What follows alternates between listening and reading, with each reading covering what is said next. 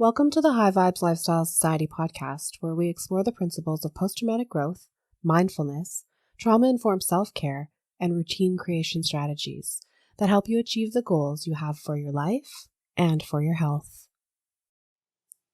Welcome to podcast episode number 3. Today, I want to talk about what it means to love yourself first. If you looked at my life 5 years ago, it would have been hard to predict what happened in the last 3. I had created what I thought was the perfect life for myself. I thought I had everything. And I really did. I have an amazing little family, and my husband and I were madly in love and happily working our chosen careers. We had a fairly large group of people that we thought we would grow old with. Then I got sick. I was really deep in depression and anxiety alongside huge amounts of pain.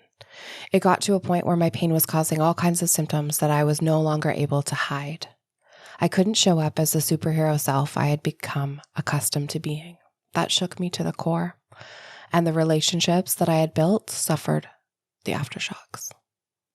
When I got sick, a strange thing happened to the relationships in my life. As soon as I decided to love myself first and ask for the help I needed, the relationships that were largely based on my people-pleasing dissolved.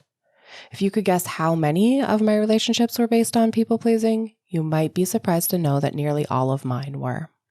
Once we dig a little deeper, we'll discuss limiting beliefs. This was one of mine. I believed that my acceptance was based on my performance. This was a result of learning conditional love as a model, and people-pleasing was the fuel to that model. I was an executive assistant. Is there a better job for a people-pleaser with perfectionism tendencies? I think not.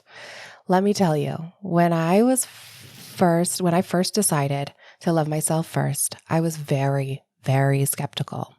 You see, I'd taken it upon myself to create this underlying program in my life that squeezed my self-care and myself right out of any kind of time that I had for myself. I was a career woman, a super wife, an attentive and present parent, and a creative who likes to cook. Love yourself first. I got my nails done every 2 weeks. I called that self-love. I think another thing on my list was going to the grocery store alone. I counted that as self-care too. I was never taught self-love or self-care beyond personal hygiene. I wasn't raised wealthy, and any energy I had has always gone to surviving. So one thing I've taken a deep dive is the emotional intelligence around love and where the concepts are rooted for the individuals. What I found in my generational healing work is that emotional intelligence is very much linked to the environment in which we were raised. The truth is, emotional intelligence is a widely misunderstood concept because mental health and emotional health have been shamed in society. When you seek counseling, therapy, self-help, or coaching, you're often seeking the emotional intelligence surrounding solving the problem for yourself. That is what love yourself first means.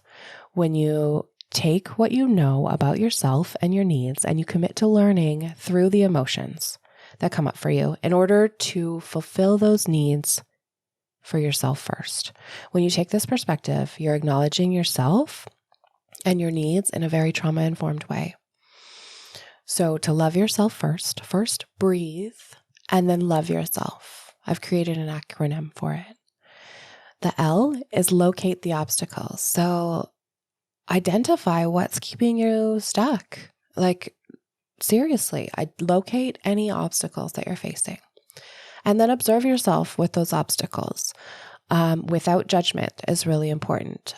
A lot of times, what we find when we locate our obstacles and then we observe what we're doing around those obstacles, a lot of times we find out that we're self-sabotaging. So it's really important to do the observation of yourself without judgment.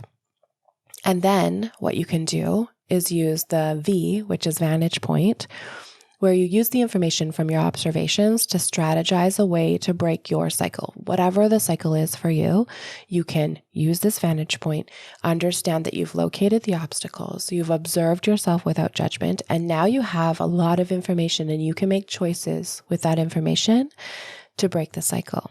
The E is execute the strategy and repeat the process if you're blocked. So with the vantage point information, you make a choice. With that choice, you decide on a strategy.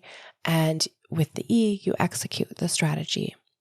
Again, you can If you get blocked within this process, take another pause, take another breath, and love yourself first. Locate the obstacles, observe yourself, collect the information for your vantage point to break the cycle, and then execute your strategy on repeat. Love yourself on repeat.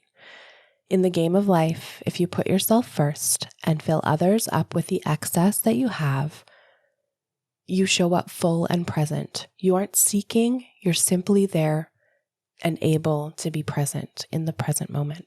So remember, love yourself first, nourish your physical and emotional needs, move your energy, and practice a growth mindset. Have a lovely week. We'll see you next week. Thanks for listening. I hope you enjoyed this episode. Please take a moment to like and comment. It helps more than you think. If you would like to connect online, visit the High Vibes website at high-vibes.ca or on Instagram at high.vibes.society. See you next time.